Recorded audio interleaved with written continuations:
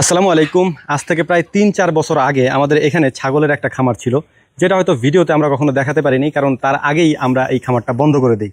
ছাগলের খামারটা কেন বন্ধ করি এটা নিয়ে কয়েকবার আমরা ভিডিওতে বলেছি। আলহামদুলিল্লাহ আমরা নতুন করে ছাগলের খামারটা আবার শুরু করতে যাচ্ছি। আমি আপনাদেরকে দেখাচ্ছি। এই হচ্ছে আমাদের ছাগলের খামারটা এখানে ছিল, যদিও এই জায়গাগুলি ফাঁকা ছিল। এখানে ঘাসের ঘরটা তৈরি করি এবং এখানে বেড়া দেওয়া হয়, যে কারণে জায়গাটা একটু আটকা অবস্থায় আছে। মূলত আমাদের এই ছাগলের খামারটা পুনরায় আমরা আবার কেন করতেছি সেটা আমি আপনাদেরকে বলি। আমাদের যখন গরুর খামারটা আমরা প্রথমে শুরু করছিলাম, এরপরে আমরা ছাগলের খামার শুরু করছিলাম। কিন্তু ওই সময় আমি যেহেতু একা কাজ করতাম, বা আমি আর আমার আব্বা দুজনে কাজ করতাম, আমাদের আর কাজ করার মতো কেউ ছিল না। যে কারণে ওই সময় গরুর খামারের পাশাপাশি ছাগলের খামারটা করতে আমরা একটু হিমশিম খাচ্ছিলাম। যেহেতু গরুর খামারে অনেক বেশি ইনভেস্ট আমাদের ছিল, এর পাশাপাশি আলহামদুলিল্লাহ তখন আমরা ভালো একটা অ্যামাউন্ট ওইখান থেকে পাইতাম, গরুর খামার থেকে। এর পাশাপাশি ছাগলের খামার থেকে আমরা বেশ ভালোই লাভজনক একটা অবস্থানে ছিলাম, কিন্তু দুইটা আমাদের পক্ষে কুলায় ওঠা সম্ভব ছিল না। আর এর পাশাপাশি হচ্ছে তখন ঘাসেরও বেশ সংকট ছিল। আমরা গরুর খামারের ঘাস এবং ছাগলের খামারের ঘাস দুইটা মিলে পারতাম না তখন।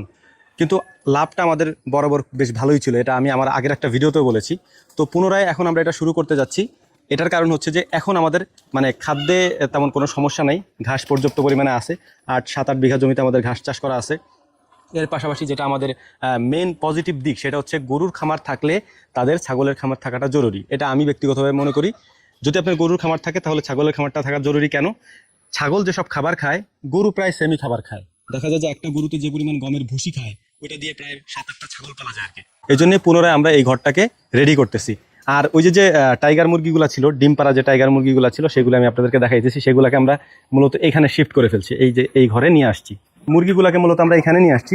এই মুরগিগুলাই আমাদের ওই সাইডে ছিল, ছাগলের খামারের পাশে যার একটা ঘর ছিল, ওই ঘর আমরা রাখতাম, যে কারণে আমরা ছাগলের ঘরটা ছোট করে ফেলছিলাম আর কি। আর আলহামদুলিল্লাহ এখানে যে মুরগিগুলো আছে, মুরগিগুলো এখন ডিম দিচ্ছে, প্রপার ওয়েতে ডিম দিচ্ছে এগুলা। তো এইগুলা সমস্ত মুরগিগুলো যেহেতু ডিম দেবে, এখানে মুরগি ছিল, ওইখানে মুরগি ছিল, দুই জায়গার মুরগিতে ডিম পাড়ার জন্য অপেক্ষা করতেছিলাম, যে দুই জায়গার মুরগিতে একসাথে ডিম পাড়া শুরু করলে, বা ওইটাও ডিম পারে এটাও ডিম পারে, তখন মিক্সড করে দেবো। যখন এগুলো ডিম পাড়া শুরু করছে, তখন আমরা এখানে মিশাই দিচ্ছি এগুলাকে আর কি। এখন অনেক হয়তো প্রশ্ন করতে পারেন যে ভাই কোন ছাগলটা আপনারা পালন করবেন। তো আমরা যখন শুরু করেছিলাম ছাগলের খামার, তখন আমরা দেশি ব্ল্যাক বেঙ্গল ছাগল যেটা আছে ওইটা দিয়েই শুরু করেছিলাম, এবং এখনও আমরা যেটা করবো সেটা হচ্ছে ওই দেশি ব্ল্যাক বেঙ্গল ছাগলই আবার ইনশাল্লাহ উঠাবো। তার আগে আমরা এই পুরো ঘরটা, এখানে যে ঘরটা আছে, পুরো ঘরটাকে মাচা পদ্ধতি করে ফেলবো, এবং মাচা পদ্ধতি করার পরে এখানে আমরা ছাগলগুলোকে তুলবো ইনশাআল্লাহ। হ্যাঁ, তো যাই হোক, আমাদের জন্য দোয়া করবেন, আমরা যেন নতুন করে এটা খুব সুন্দরভাবে শুরু করতে পারি। আর আমি আপনাদেরকে দেখাবো ইনশাআল্লাহ কিভাবে আমরা করি এই কাজগুলি, এবং প্রপার ওয়েতে আপনাদেরকেও আমরা আইডিয়া দেওয়ার চেষ্টা করবো ইনশাআল্লাহ। তো আমাদের জন্য দোয়া করবেন। আসসালামু আলাইকুম রহমতুল্লাহ।